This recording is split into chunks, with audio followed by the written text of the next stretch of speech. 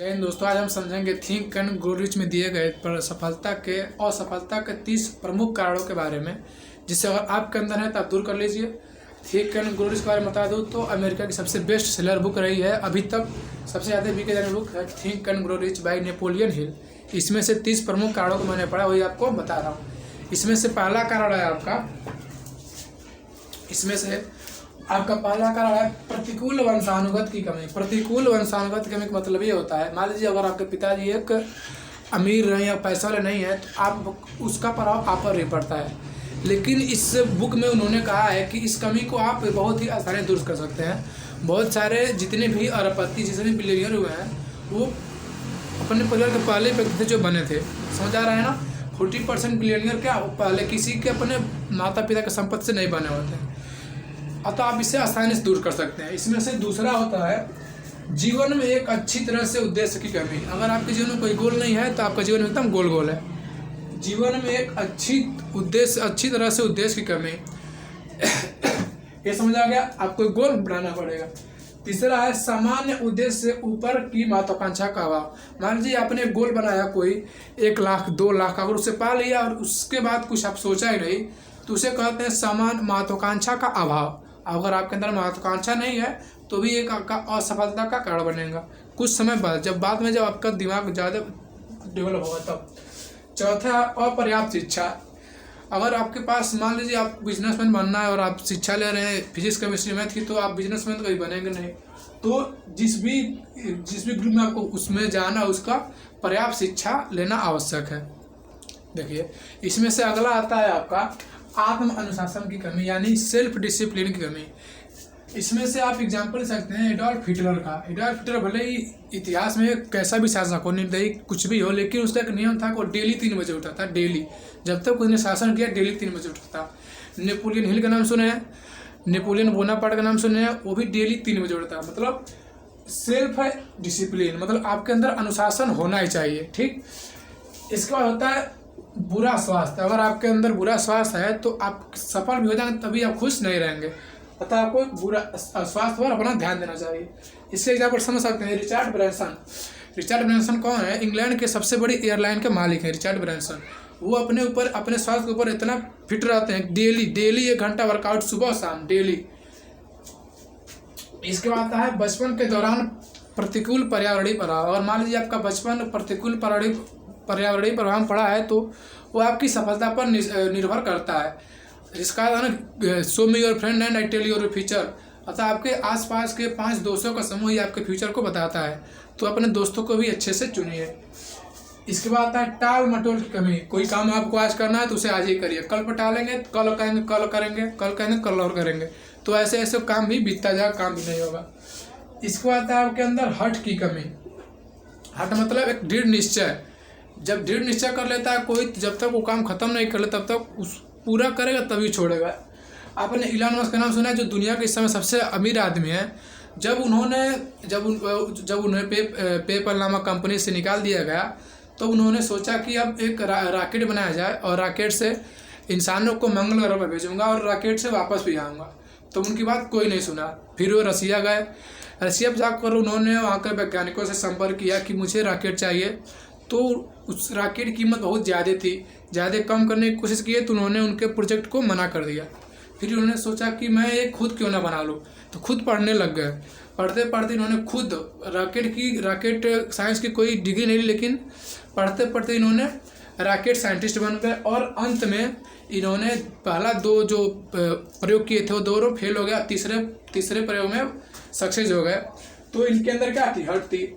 आप समझ लीजिए रतन टाटा का, जब रतन टाटा मिलने गए थे बिलफोर्ड से, तो बिलफोर्ड अपनी कंपनी बेचना चाहते थे। ठीक, तो उन्होंने कहा कि जब कार बनाने नहीं आती है आपको तो आप कंपनी बनाते क्यों?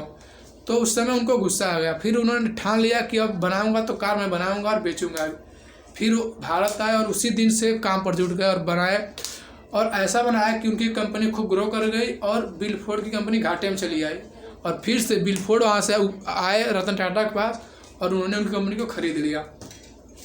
इसके बाद समझ सकते हैं आप हेनरी फोर्ड का। हेनरी फोर्ड एक ऐसे व्यक्ति थे, उन्होंने जब उनकी गाड़ी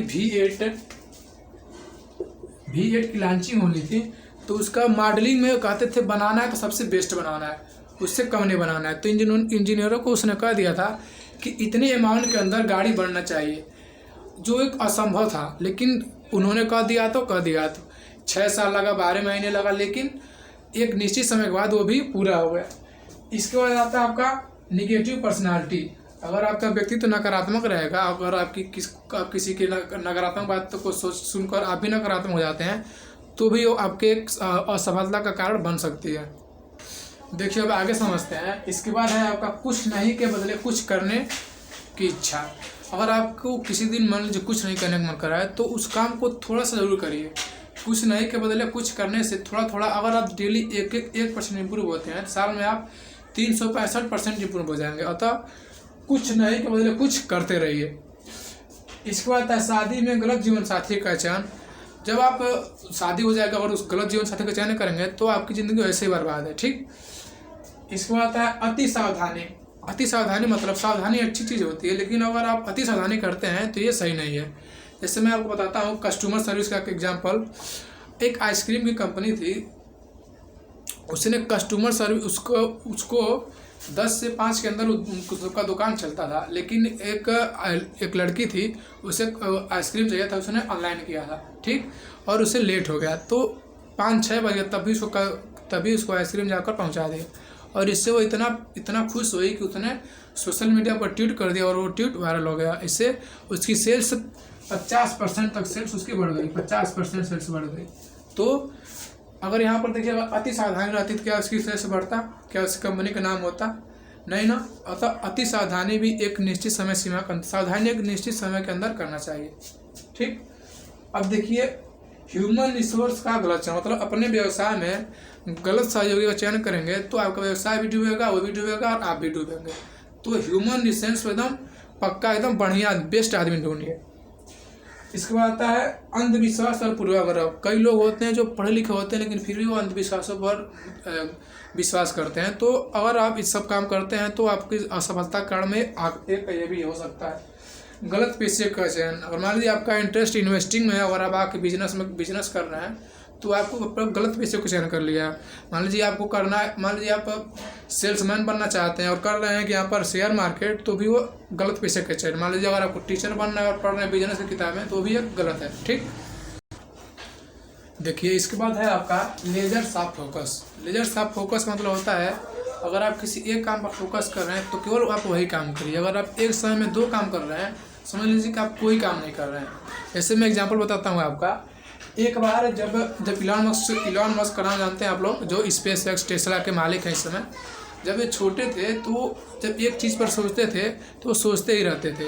एक बार जब वो क्लासरूम में बैठे थे तो खिड़की की तरफ देख रहे थे, उन्होंने तब टीचर ने उनसे बोला कि उधर क्या देख रहे हो, तो उन्होंने कहा मैं सोच रहा हूँ कुछ, ठीक। और अब इंडिया के बारे में जब स्वामी विवेकानंद जी एक बार जा रहे थे यात्रा पर, समुद्री यात्रा कर रहे थे, तो जो उस जहाज़ का मालिक था, जो जहाज़ चला रहा था, उसके पास एक न्यूज़पेपर था, तो न्यूज़पेपर लेकर पढ़ रहे थे। तभी अचानक से आंधी तूफान आया और गलती से उनका न्यूज़पेपर उनके हाथ छूट के समुद्र में गिर गया।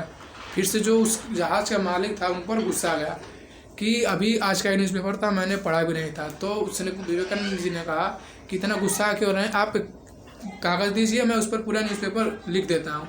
उसने कागज़ दिया और पूरा समझा, उसने एक अक्षर लिख दिया। इसे कहते हैं लेजर शार्प फोकस। आप किसी एक काम पर फोकस करें तो केवल उसी पर फोकस करिए, ठीक है। अब देखिए आगे दिया आपका, इसके बाद अंधाधुंध खर्च करने की आदत। अगर आपके अंदर खर्च करने की आदत है तो भी एक आपके असफलता की कमी हो सकती है। अंधाधुंध खर्च करने से बचिए, खर्च उतना ही करिए जितना आपको ज़रूरी हो, ठीक। उसके बाद है उत्साह की कमी। अगर आपके अंदर उत्साह नहीं है तो ना कोई आपसे इन्फ्लुएंस होगा, ना ही कोई आपकी पर्सनालिटी होगी। इसके बाद है पूंजी की कमी। कई भी इंडिया में 40% स्टार्टअप हर साल 1 साल के अंदर ही बैठ जाते हैं। क्यों? क्योंकि यहाँ पर फंडिंग देने वाला कोई होता ही नहीं है।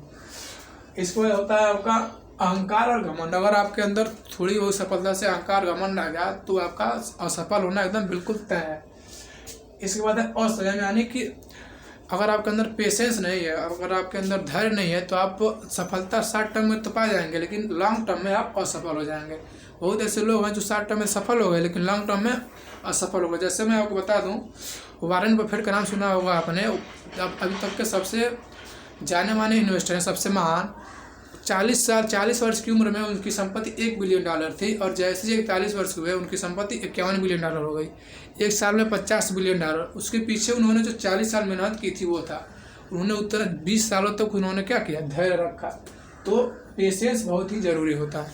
ठीक है, मिलेंगे अगले वीडियो में, तब तक के लिए जय हिंद। अगले वीडियो में आएगा 48 law of power by Robert Greene, उसमें से कुछ नियम मैं आपको बताऊंगा, तो ध्यान रखिएगा। जय हिंद।